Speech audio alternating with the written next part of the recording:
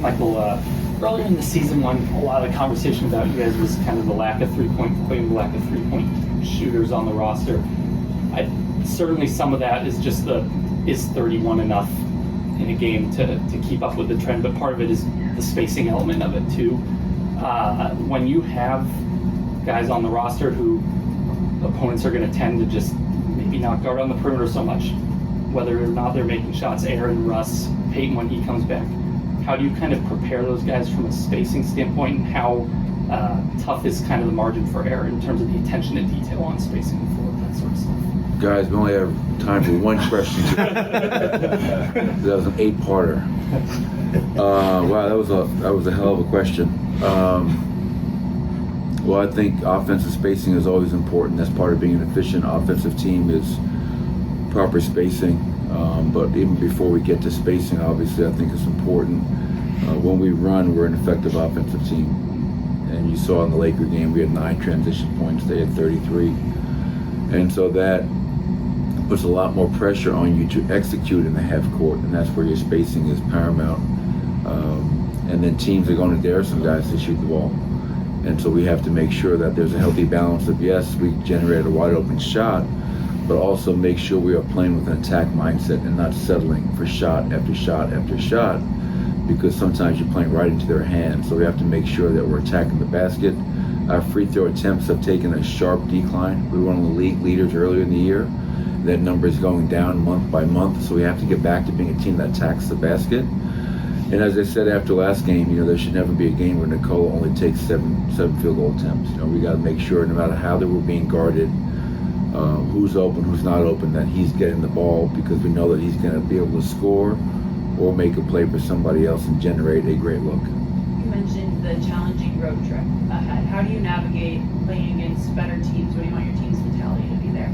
Well, we're just worried about Indiana. Obviously, you can't worry about all 4 teams at once. This team, after I think 10 and 15 start, has played so much better, 22 and 8 in the last 30 games. So you can learn from your loss. Obviously, the things that gave us trouble against the Lakers will be the same issues tonight, because they're a team that thrives on turning you over. They play at a very, very fast pace. So if we don't value the ball in this building on the road and we beat ourselves, it's going to make it really hard on ourselves. So that's number one, Katie, is take care of the ball.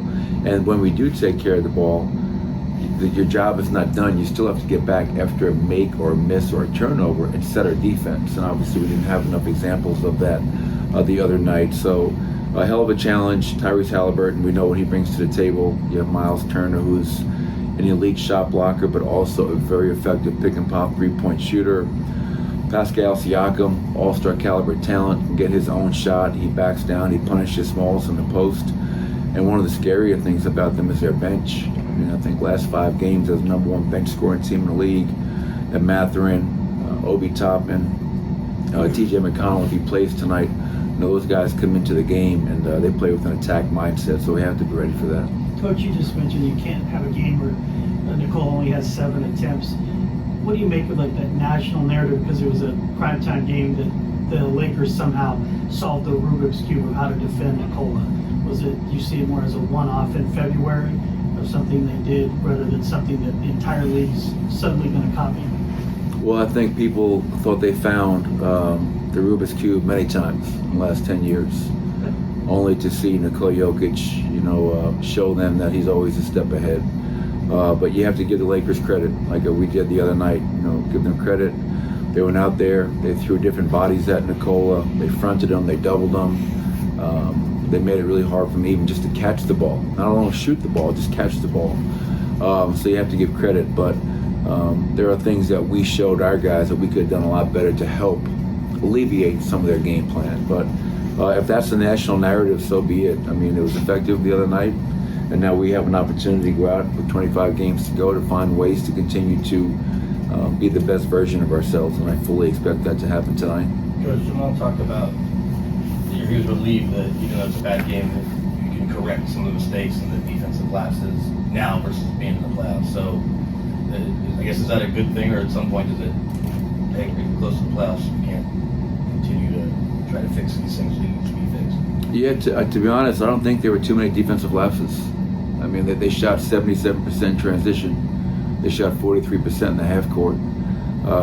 I think anytime you give a team 39 points off your mistakes, and you only score 11 off their mistakes, that's a big difference, man, to overcome. So,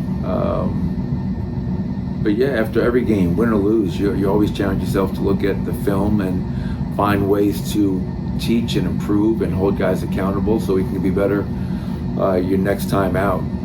But to your point, there's only 25 games to go, and we have to find a way to to show that we can beat the teams that are relevant. We've done a hell of a job of that 9-game win streak. Now one of those teams is above 500, and now this 4-game road trip, as Katie mentioned earlier. Well, yeah, this is going to be a tough challenge starting here tonight in Indiana. Coach, I'd like to ask just one more about the Nicola 7 shots. Was that some of Nicola not doing enough, or is it just the fact that the rest of the guys couldn't get the ball into Nicola? We all share in it. I mean, from me to Nicola to his teammates, again, giving them credit, but we all share in not allowing Nicola, giving him the proper spacing to be able to get open and do what he does better than anybody else in this league. So it's not on one person. I think it's collective.